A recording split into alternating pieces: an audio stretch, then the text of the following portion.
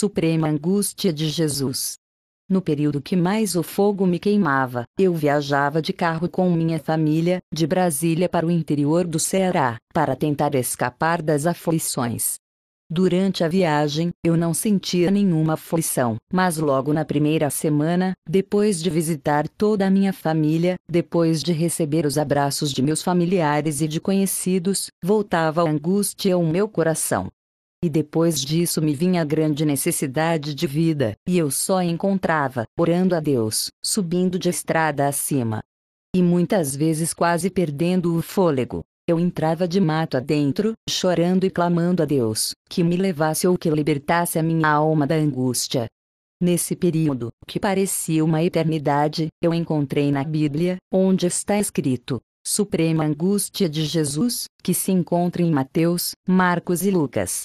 Eu entrava nestas 3 passagens e encontrava alívio imediato para minha alma. Pois eu via Jesus angustiado, com o peso de nossos pecados, pedindo ajuda ao homem, dizendo: orai comigo. Mas os discípulos não tinham nenhuma força para ajudá-lo, mas mesmo assim ele os pedia, porque a angústia era de tapar-lhe o fôlego, de tão grande que era.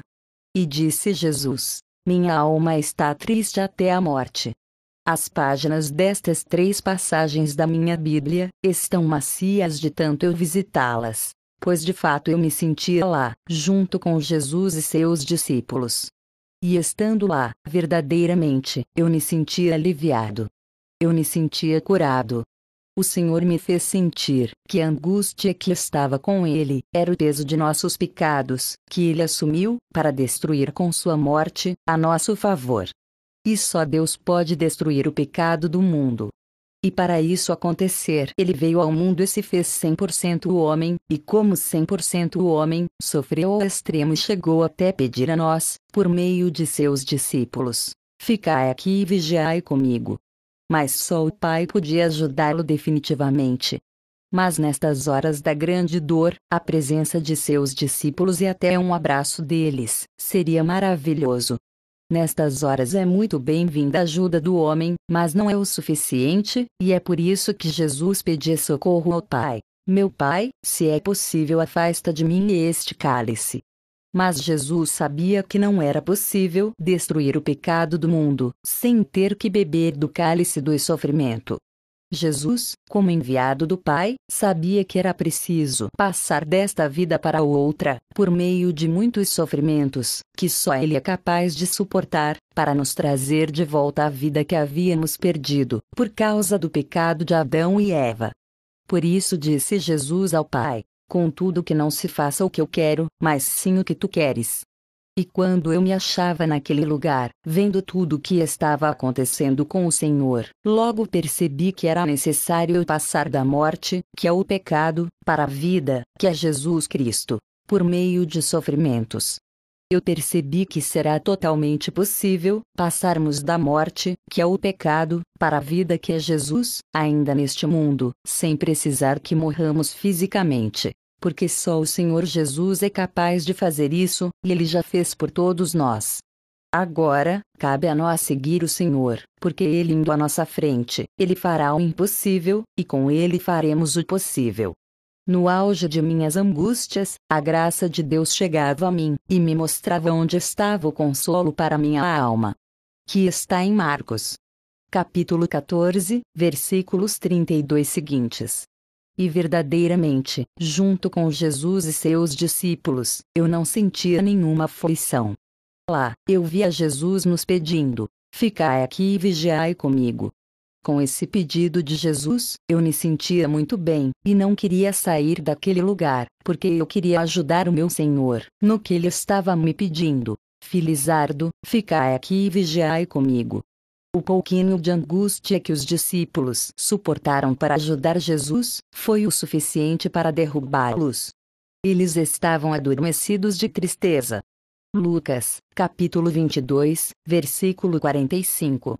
Disse Jesus a Pedro: então não pudestes vigiar 1 hora comigo? Vigiai e orai, para que não entreis em tentação.